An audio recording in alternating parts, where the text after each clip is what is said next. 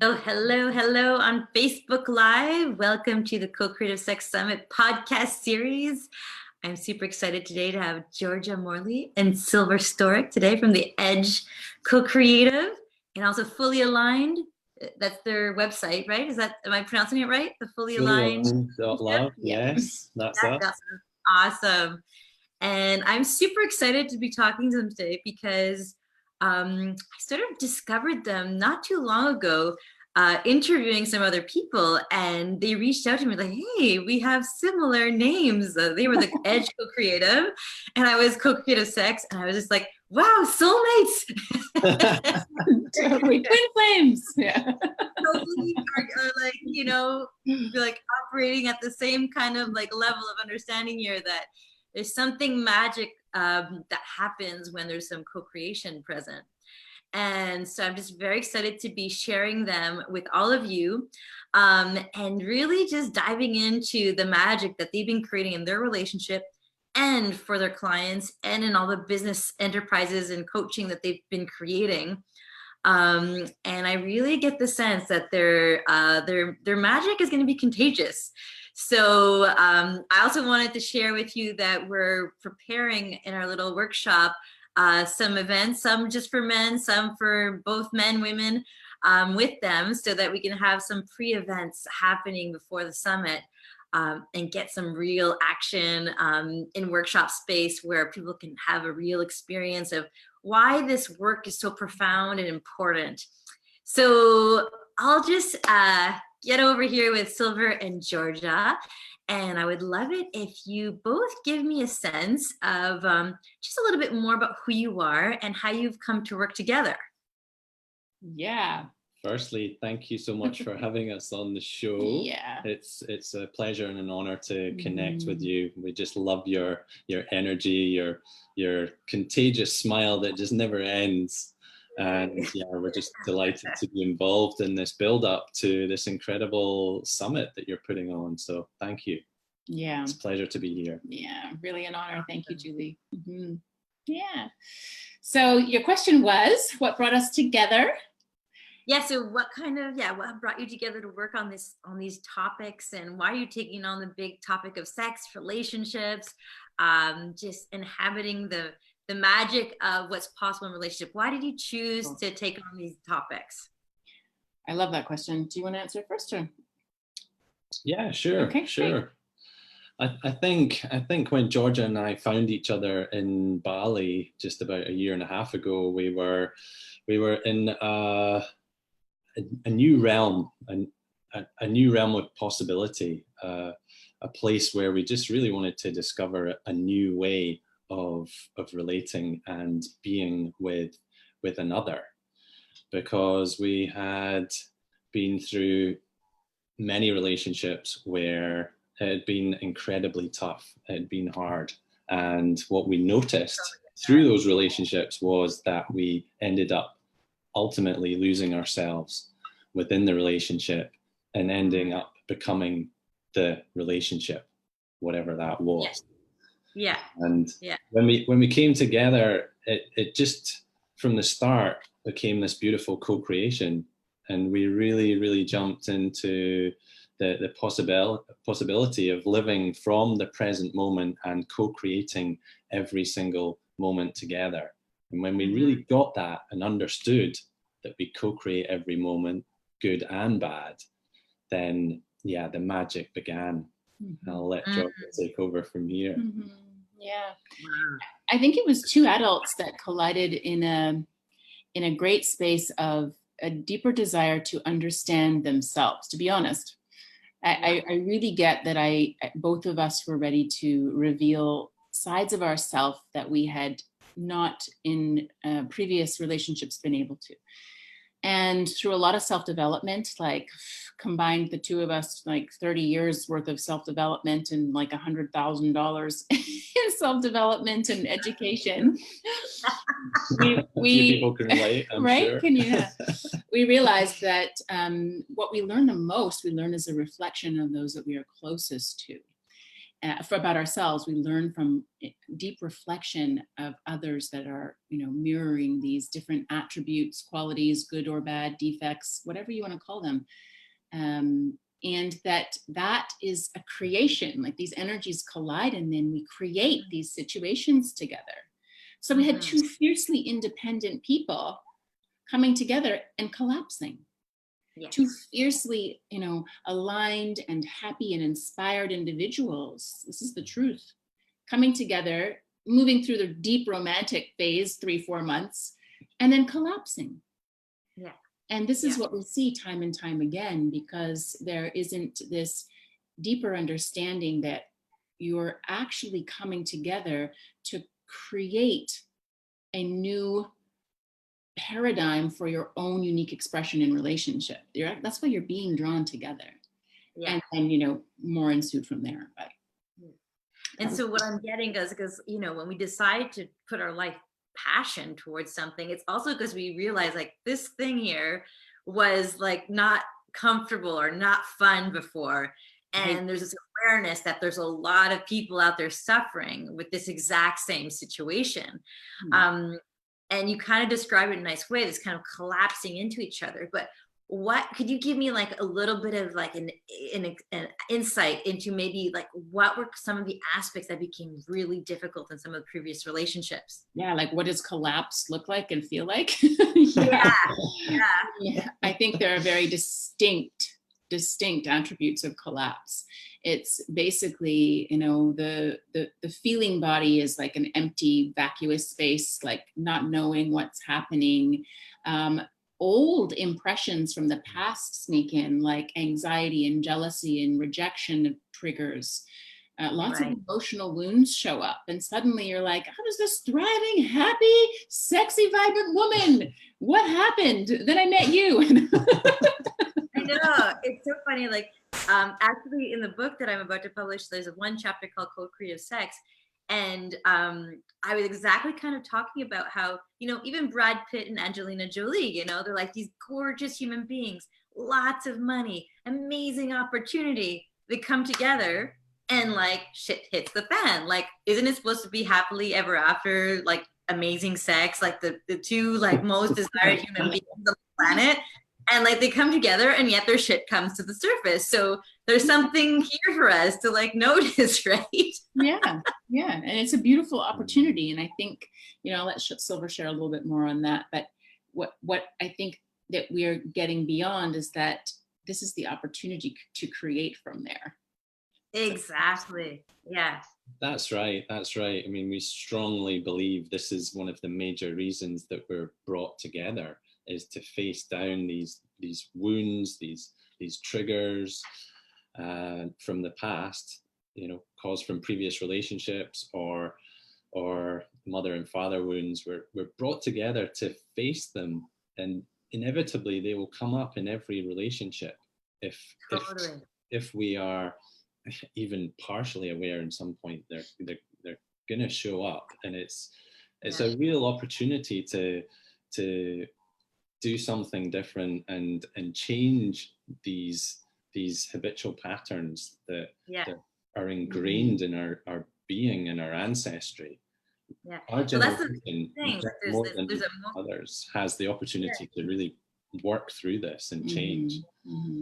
Exactly, because it's like, you're in a relationship, you're like, if that person's wrong, like, look what they're doing. And then there's like, I can't survive this. This is not good. I'm going to leave this relationship. And then lo and behold, you go to the next relationship and somehow the same thing comes back up. And then the same thing, you leave that person again and you go to a new one. And you're like, okay, there's something here for me to learn. And what I'm hearing from you guys is that you really came to this place where you're like, you know what? Like, this is me creating this. And this is the opportunity. This is us creating this. We're coming in, and the energies together are creating. It's a co-creation. This rubbing together of wounds, scars, and messiness, and it's very common. It's more common than the other thing. It's more common than the everything is perfect and we live happily ever after. That does happen. Some people have like very simple, easy. I hear about it anyway. There's a little rumor. That one or two people have managed to crack that. Yeah. So it was exciting, and from there we also, managed to birth deep creative process too. So that's the other part of the puzzle. So I really want to get into that birthing of what you're creating, because it'll be really exciting today to go into some of like what's possible in relationship in terms of like that loving, nourishing stuff. But I was curious if you both would give us like just one example that you've experienced in your life where you're like, oh, that was one of your issues that came to the surface, and like how you had to deal with it. Like that you were maybe like not wanting to see, and at one point you're like, I really got to take the bull by the horns and like deal with this one. Is there something that you each had to take care of? Mm-hmm. Sure, I'm sure we can both give you an example. And I suppose the example for me is that, I really struggle in long-term relationships. That has been a pattern of the past, and that's really because I lose or lost myself in those relationships. I would put everything into what I thought was making my partner happy, and really so kind of like that people pleasing kind of way of like just making sure your partner's already always happy kind of thing, and then losing yourself in that process. Yeah, becoming completely numb to my own needs and wants, and because of that, unable to express them when they came up. So that was all down to me just numbing out for whatever reason, to just get through the day, get through the week, and go through the motions, rather than really, facing it down and being willing to go deeper and open up instead of close down. So that was my mechanism, was closing down, numbing out, and not expressing my needs, desires, and truth. And where did you see that came from? Like, did you figure out where that root was of that numbing habit? I think it was choosing powerful women like my mother. Yeah. Like your mom was a powerful woman, and you would sort of lose yourself in like just being in her authority kind of thing? Yeah, I would end up with dominant partners. My mother's a very dominant woman. She's an incredible woman who can achieve whatever she puts her mind to, and she will do it no matter what. And I would choose dominant partners subconsciously until I really unearthed that, what was happening. This is the pattern that needs broken. And instead of just numbing out and going quiet, which I often do with my mother, I would need to speak up more and express my truth, which is really, what our relationship was built on from the start. George. Well, our relationship was built on him choosing another powerful woman and realizing that he couldn't exist in that. That's the absolute truth from my perspective. It's like choosing another woman who was like quite dominant, masculine forward, if you want to label masculine, feminine traits, and that's your thing. But, I was very, I can be but I like to be the star. That's the truth. Yeah. And I have this, so I don't know if you know this, Julie, but Silver and I are born one day apart. Oh my gosh, no, I don't know this. Yeah, and in the same country, and there's lots of weirdness and cosmic stuff in there. In Scotland too? So yeah, I was born in Scotland also, and then raised in Vancouver. Yeah, that's hilarious. Yeah, and so my wound or my challenge is the same as his. It's this codependent nature. It's this pleasing, to please the man, to like, I sort of turn into a much more submissive role, which is not really me. I'm actually a lot more dominant, and I tend to kind of start to be like submissive and like, how am I going to make this all work? And and I get really imbalanced masculine and feminine traits. So yeah, I mean, I think the work was really like, and then I choose men who are very like kind and generous and like raised by women and heart open and loving. Yeah. So this is the polarity thing, right? Yeah. And did you trace back down like where that was coming from you for you, like where that sort of way of being sort of started, where you would give up more of your power to get into that sort of more pleasing? Sure. Yeah, I mean, that's just my daddy gone syndrome. I didn't have a dad, so Right. I was seeking that nurturing partner who would nurture me, Right. and truthfully, when we look at it scientifically and we understand the polarities, and I'm a bit of a sexy science nerd, so I love to look at the educational side of this, and when we understand how the polarities work, that we are initially quite attracted to those things about each other, but they actually repel us from a sexual place, within our sexuality. Eventually they become something that is a repellent and pulls us away from each other. And we have to bring these aspects, these natures of our individuality into balance, so that then my polarity of, I can be more feminine, I can be more soft, I can be more, and he can be more strong and really dominate. And I don't have to like constantly be the one who's doing all this, the stardom, Right. and really allowing him to lead. And so it became a dance of that. And right. Yeah, because we both like to be the star. That's and that creates friction. It creates competition, subconsciously or consciously. So we've had to face down a lot of challenges in this year and a half. But the one thing that's got us through is the incessant willingness to go deeper than we ever have before. I really get that sense. And it's like you both had like significant enough of experience with other relationships that didn't work that you're like, okay, like I wanna go deeper now. And this is gonna take something from me to be in this co-creation with this human being. And this person's going to like bring up stuff, but I'm gonna stay there and try it out and be in this laboratory with this person. Right. That's right. Mm-hmm. And it's fully understanding that it's never going to be perfect. So as recovering perfectionists, we really dropped into accepting and dropping that perfectionism and really embracing the rough edges, the real stuff, the raw stuff that we had been denying. And once we allowed that through, we really learned to get to know each other so much better. Mm-hmm. So what would those rough parts look like? Like, what would that mean? Mm-hmm. Well, I think it's what it's what we're really showing up and trying to share with the world. And that is that not that relationships need to be understood better or changed, or we need to somehow get them. Like we need to figure this shit out. We're not going to. They need to be managed differently. And we've been managing them all wrong. We've been managing them from a place of a set of ideals or principles that don't actually work for real human people who have real human experiences. And so when we come together and create together, we're really creating from a place of more allowing of all expressions of ourself. And this is what we're sharing with people in the bedroom, at work, in your home life, in your domesticity, in your passion, in all aspects of your being. You need to allow for all things.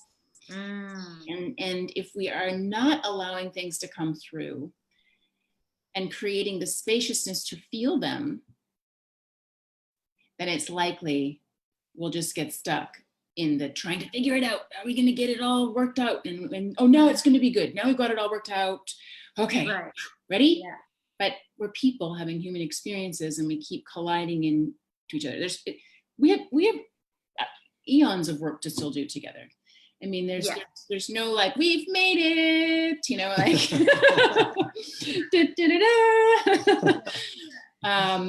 but this is the real root of it. It's like, just start to allow more in your life and in your relationships. Right.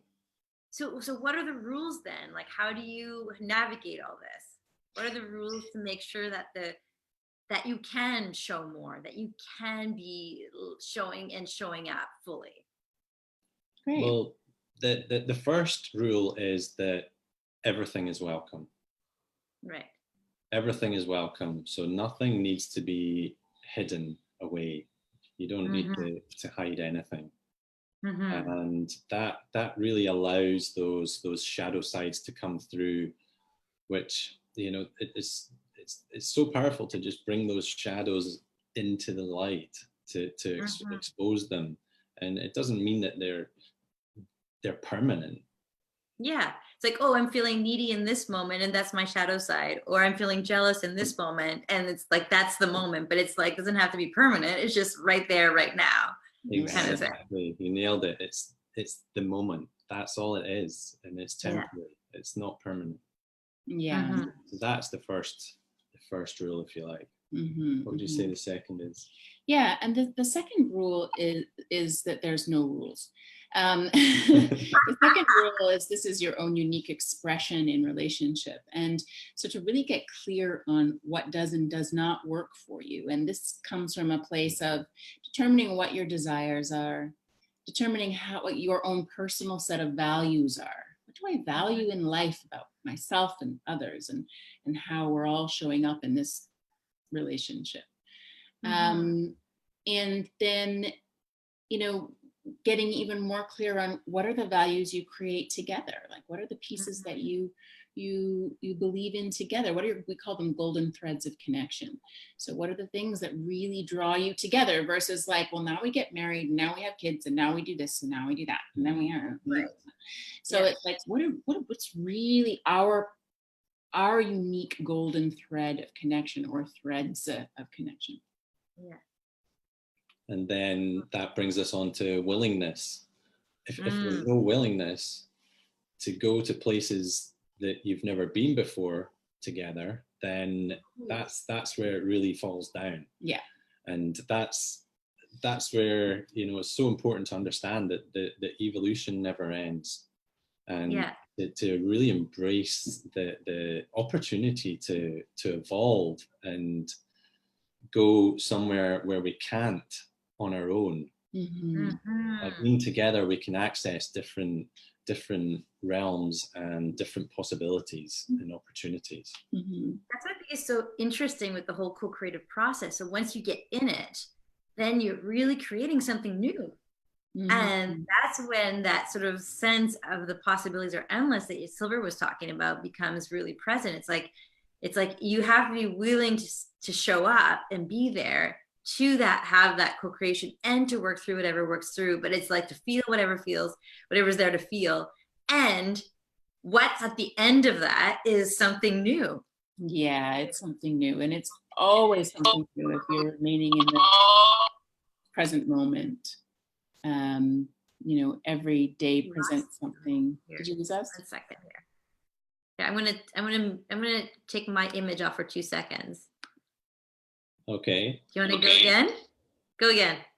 We missed that, Georgia. Oh, it was just that, if you're living in the present moment or doing your best job to be in the present moment and free from your past to a good degree, then you have this ability to really listen and feel into what is alive in this moment in your life. I mean, this is the art of ancient tradition and philosophy of Tantra that, really talks about undulating in tension. So really adjusting to the different tensions in your life. We do that in all aspects of our life, from sexuality to partnership and in creative process. So yeah, Tantra isn't just for people living in bubbles studying, Tantra, or what Tantra is a principle that can occur in everybody's daily life if we get alive or aware to the energies that are present. And that's really important shift. Well, I really love what you say about getting free from the past, because that's when you're really in the present and not living out the past. So this whole process of things that might come up with the past, but you're constantly wanting to evacuate it, so that you can be free from in that creation, basically. Is that and then I love how you brought in this whole concept, the Tantra concept. So it's just tell me a little bit more about that, because I just understand more how you're understanding it. Well, the direct translation of Tantra, free from anything that you see in media right now, is just the undulation of tension. It just means tension. Tantra means tension. So if we're constantly moving within what is occurring in the moment versus like bypassing it, pushing it away, holding it in, and not acknowledging what's alive in this present moment, then you're going to constantly find yourself stuck in these patterns of challenge and struggle. And if you allow more to come through and express it, then it leaves more space to create what is available in your relationship. You know, if we're talking specifically about relationships. So in your relationship, if you're like curious about what's happening right now for the two of you or for one of you, it creates so much possibility for you in your life, and it frees you from this past just by like, because you're living more in the present and of what's alive. Like being curious without it being burdened with ideas of the past, like just, like what's going on? This is new. Yeah, like being the observer, of course, right? As we've heard before, you know, just observing rather than really attaching to what's occurring. Cool. And so what I think is really interesting is your story is that you're both saying that one of your patterns of the past that you're being triumphant over, probably over and over again, is that whole thing where you were both sort of like collapsing into each other or to your partners. So what today allows you both to like stand as those two individuals that are strong and in co-creation, but like keep that space of individuality? How does that play out now to like safeguard that? Well, it's a great question, Julie, and it's what we've named the relationship triangle, because we believe any successful relationship is built on it's built on Georgia and me primarily. That's the foundation, and then when Georgia and I are able to thrive, then we can move to us. So it's this triangle which needs constant love, support, and encouragement. It's love, support, and encouragement is our model that keeps us together and free at the same time. Love, support, and encouragement. I remember reading an article that was saying that relationships with a lot of criticism actually are the ones that are the most likely to end, and the ones where there's like support and acknowledgement and encouragement are the ones that are gonna like have the most lifespan. So it's like it's a nice thing to have like built in your model: love, encouragement, and support. Totally. Absolutely. It's so vital, because what often happens in relationship is we pick holes in each other. We keep looking for each other's flaws. Yeah. And the reason that we're doing that is because we're actually looking at our own flaws. So there's this paradox between constantly looking for our own flaws in our minds when we're going through life, and then picking our flaws out our partner, instead of actually receiving them for how well they're doing and supporting them with their projects and their creativity and their desires. And it's almost like magnifying the energy that's there as opposed to like taking away from it, and it gives more to the relationship. So rather than focusing on the 10-15% flaws which become the majority in our minds, it's remembering the 80-85% of why we love each other and why we are together, and noticing all these wonderful things that we do for each other each day, the way we show up for our kids, our family, our friends, our community, and our creativity. So I remember you saying at the beginning that there's could be this like attraction to another person, and sometimes it comes out of our own like like sort of family systems wounding, and we get attracted to the person. But initially there's this great attraction, but then eventually, like if you're attracted to, like let's say the dominant woman, eventually sexually it won't pan out the way that you want it to. And I'm just curious, like for you guys, like how did you, like there's this attraction, how do you keep that sort of sexual polarity alive and nourished? Well, that's really, I mean, that's that's a very unique experience for everyone. So one of the ways that I share with my female clients that helps them to connect with the why of where they dominantly, like where they respond from dominantly from a sexual place. So like if you're a very dominant character in your sexuality, then there's room for you to let go and respond from a place of just allowing. And you'll actually find that women who are quite dominant in the bedroom do, when they experience this like letting go and allowing their partner to take over the situation, it's like a great relief. You're like, oh, okay, here I don't have to be that way. And so it's really about navigating the polarity of sex in, again, within that tantra, or that tension. So it's like, what's alive for us right now? And really feeling into that. Oh, right now it's like BDSM and weird things. And then next week it might be like super nurturing and connected. Having baths together, having baths, or just lying on the couch in each other's laps, or it's mixing it up and allowing that. I love that. Expression of connection and intimacy. Yeah. And it was keeping it also like there's a kind of a creation where it's like you don't know what's going to be next. It's staying alive with what's there and not playing the role that's been given to you. Exactly. And just getting out of that role that you might have, like, it's your default mode, and getting out of it and be like, I'm going to try something new to surprise your partner, or just create that tension that you said. If it's so expected, then there's no more tension. No, and tension and desire is created in the space, by the way. It's not created in the togetherness. So, this date night paradigm is killing relationships. Like I'm going to do a video next week. I'm going to call, like, date life is ruining your marriage. Date night is ruining your marriage. But because essentially what happens is we've created this, like, this week on Wednesday, we're going to get together and we're going to go to dinner and we're going to connect. You got that? I love that you say that, because that works with my boyfriend. Once a week. Ready? Go. He always shows up and it's like the worst night of our week. And I'm just like, date night is ruining your relationship. We're doing a video on that next week. Honestly,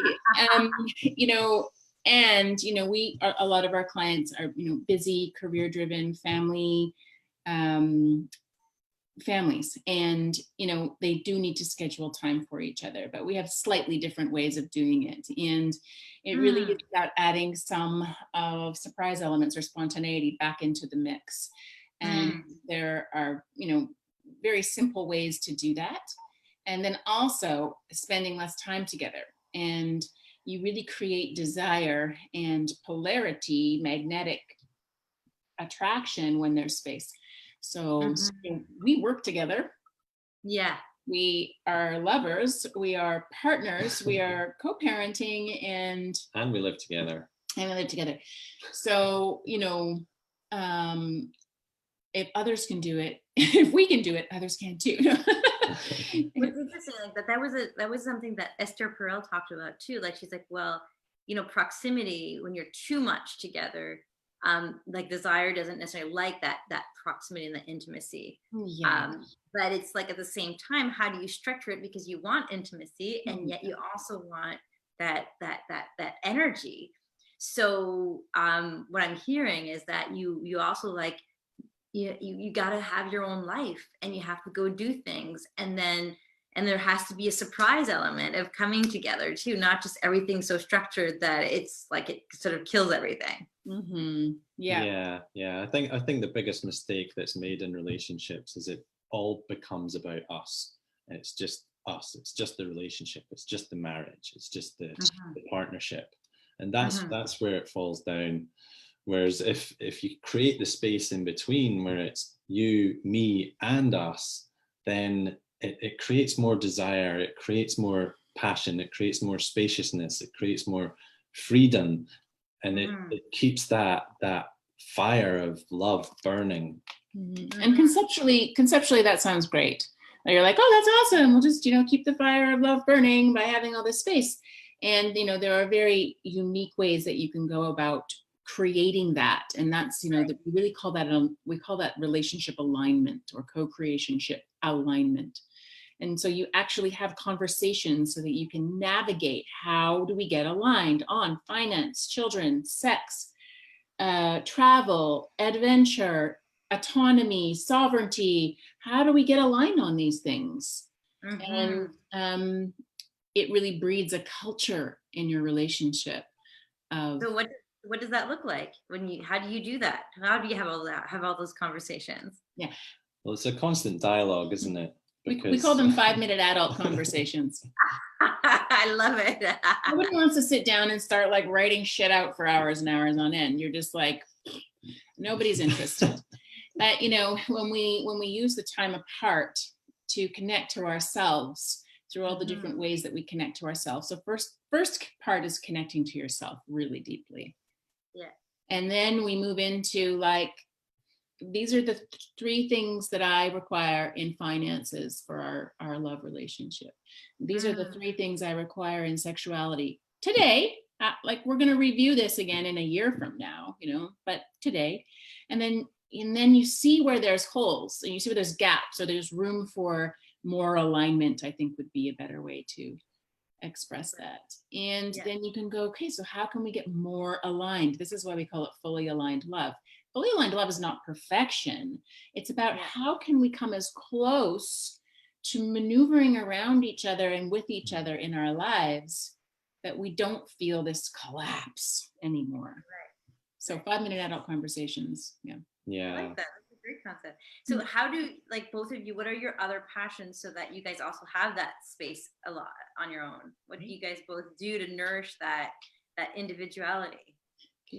Well, I'm mad for wild swimming. I love hiking, and I've got my men's group. I also do landmark seminars as well. Anything I can do with landmark, I'll get involved in that. And I've also got my male coaching clients as well, and that just creates a bit of spaciousness. And occasionally I love to go away and just be on my own somewhere in nature. Cool. I like that. Mm-hmm. Yeah. I have similar desires. I go to yoga, I go hiking, I visit with friends. I have a 14-year-old here, so parenting is also, a massive part of my life. I find it much harder to be autonomous here. I find my autonomy, my own sovereignty in Vancouver much more challenging than when I was living in Bali and I could like jump on my scooter and go to an ecstatic dance so it's been much more challenging for me here to. Because you're not motorized, or is that? It's just different. It's like, I don't know if you've ever lived in Bali. It's like there's basically a smorgasbord of juicy events all day long. Take your pick, and 10 hours a day. 10 hours a day. So it's just a bit different. It's the West, and I have to watch myself falling back into sort of like status quo life here. And when I have my son, because we have him 1 week on, 1 week off, I'm very present. So, it's a little bit of an ebb and flow, and it's a constant sort of navigation and negotiation. And as of recent, I really am feeling like I have had no time to myself. So that has been a big conversation for us to again adjust, and then notice the like resentment where I'm like, wow. Nice, you're taking all this time for yourself. So nice for you, like that. So and those are just like sneaky old things that come up rather than what's alive, what do we need to talk about, what do we need to deal with. Yeah, it's a sneaky old loop that keeps us stuck, and they're very cunning and they creep in without us knowing. And it's much easier to just succumb to them and let them run the show than to break through them and create a new way. So that's why it's such a deep and constant dialogue that's required to express our needs and desires. Absolutely, yeah. I had an idea now, like it's escaped me. What was it? It was so there's that elements, both of you have both your spaces, and then there's that moment you come in co-creation. Oh my goodness. What was I going to ask? It's okay. Well, yeah. So basically, you get that moment where you can like just like have a bit of your tuning into each other, Mhm. and you're just noticing. Okay, there's some of the struggles coming up. What I was gonna say actually was that even like drama, sometimes we kind of like have drama to break things up, and that in Sure. itself can be a pattern. Like it's like, oh, like this has been going so well, I'm gonna have some drama here, and it's gonna like create some excitement. But again, that again is like it's not super in the conscious kind of path. It's more like you're just doing again by default, really. Yeah, that's an awesome example. I mean, we just launched Inspired Relationship School, and one of the topics in our class is removing unhealthy patterns, and drama creation is a massive unhealthy pattern. And people are like, hey, what is it, like zero drama, like no tolerance for drama? And we're like, well, sister, I bet that's not true. I bet that you really love the drama, and that's why it keeps happening in your life. Yeah. So. And I was also curious that, just this whole, so you've created this school. And so what would you be, what do people come for? And what's the kind of navigation through the different skills that you go through with them? Like, what are you giving them the skills for? Mm-hmm. Well, the school is opened because we have a deep desire to support people in seeing that relationship development is something they need to invest time, energy, and an effort into. Yeah, it really is what nobody's talking about. It's all about self-development. And we from experience have realized that we can only go so far with self-development. It's when we really unpack the relationship that we have with ourselves, which is vital, along with the relationship with others, that it really, really opens up. And we truly believe that investing in a relationship development is the biggest and the best investment that you can possibly make. Right. And it's for single people or married or partnered people. It's the idea of how do we show up in relationship to ourselves and to others.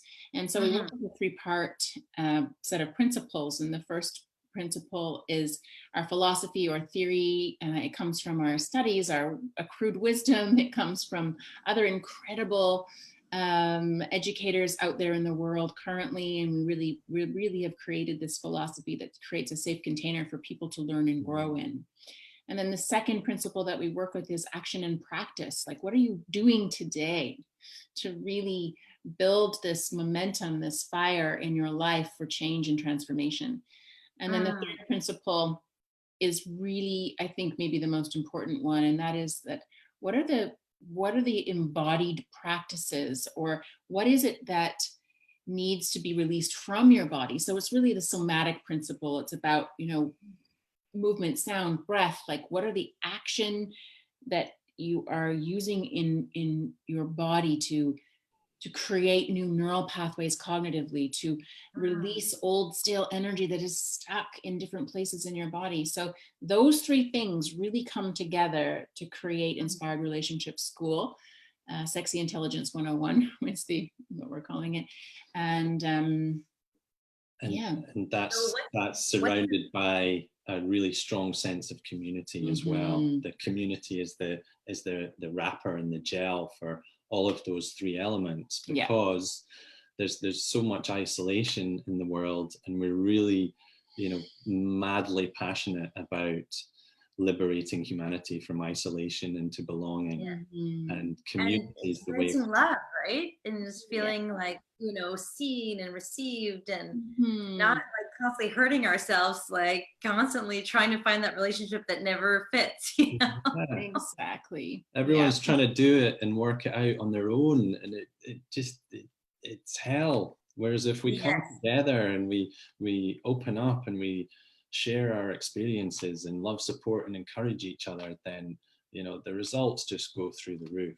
So I just love this idea. I mean, it's so great because so many relationships are so isolated, and like, they're tripped up in whatever I mean, the number of times I've reached out for coaching for my relationship, I mean, I'm so grateful for the support we receive, because just on our own, we're so in our own thing that we don't know how to get access to getting out of it. And then it's getting that support completely allows the relationship to get to this new phase. And it's just, again, beautiful. But what you're crafting as a community of people coming together and supporting this with these different themes and skills that you're going to be learning, and be like supported constantly for thriving relationship, which is really amazing. Thank you. Thank you. We're really excited. What's the kind of timeline that like let's say when someone wants to join your group, what would that look like? Yeah, we actually have our first class for free this Monday at 8 p.m. Pacific Standard Time. And that is Sexy Intelligence 101. We're going to be sharing, how you can move beyond some of the emotional wounds and unhealthy patterns, and how to trust more in your life in that class. And then that really is live, or is it online? It will be a live webinar. Yeah. A live webinar. A live training. Yeah. And then at one point, is there a live component where you actually live meeting in person, or is it mostly all online? It'll be mostly online at this stage. Yeah. Okay, cool. So it allows people to anywhere in the world basically to come and be part of this community and get support. Yeah. Okay. Yeah, cool. That's right. It's really, it's time to do this shit together. There's no more time to spend isolating. So we're really, really inspired about launching this school, because it also gives singles the opportunity to work on themselves and the patterns that they have been going through in their previous relationships, so they can start to move through them and prepare themselves for meeting this significant other. The misconception I love you say that, because I know a bunch of people that are not in relationship, and it's so, and I've experienced this myself, being stuck out of a relationship and just not finding the right person. And it also is because we're carrying stuff as well that makes it, difficult to actually get in a relationship, but to get access to it is like, just seems so impossible. So I love it that you have that component for people that are single, that are struggling, and that they can look at themselves to prepare and be surrounded with these people that are in relationships, so that it's like they're making space for themselves. They're not in isolation anymore, because it's really painful, that isolation. That's really awesome to address that. And this statistic that I love to share is Cigna Health statistic of 67% of people in relationships profess loneliness. So that's really high. That's a lot of people. And 47% of people not in relationships say they're not in relationships because they're too painful. Yes. 47. So it's a pretty intense, statistic to understand that, we can come together and we can do this. So the school will house a lot of online classes, everything from creativity to sexuality. There will be course content around marriage and partnership and children and single life and navigating all the different aspects of love, essentially. And then the second tier, the second level of the school will be in collaboration with other teachers worldwide. So we'll be inviting other teachers onto the platform to teach classes. And the beauty of this platform is that there will be over 70% live teaching, and the rest will be canned classes, but 70% live teaching online. So you can actually do what we're doing right now, which is way more fun than so is this, once let's say you sign up, how much time do you spend in the school? Well, the school will have, say, every month we'll have a certain set of live teachings. So let's say 6 to 8 live classes per month, and then there'll be an assortment of pre-recorded classes also. And so you would have, where it's a subscription for the school for a year long, and then you get access to all these classes. Of course, you can watch replays. There's assets included in the classes, and you have this beautiful group community that you can show up for. Yeah. We've seen our clients getting incredible results within 2 to 3 months. However, we have seen that they require that sustainability afterwards. They've made massive headway, but they still want to continue the work to really ingrain this new way of relating and living. Absolutely. And showing up in their life. So by stretching out the program over a year and making it far more comprehensive. And I love it. Like, you're really taking on that sort of like, 4-month relationship honeymoon, and then be like, no, we're going to go beyond that, and we're going to let you actually be successful in relationship, and really get beyond that the statistics of like falling back into loneliness again. So it's like you're really guiding people to have that sustainability. Yeah. So that's a really awesome need in the world. It will also be a great place to meet people. Right. Like some kind of like 3rd tier awesome dating school of inspired relationship. Yeah. Platform in there. That's part of the pitch.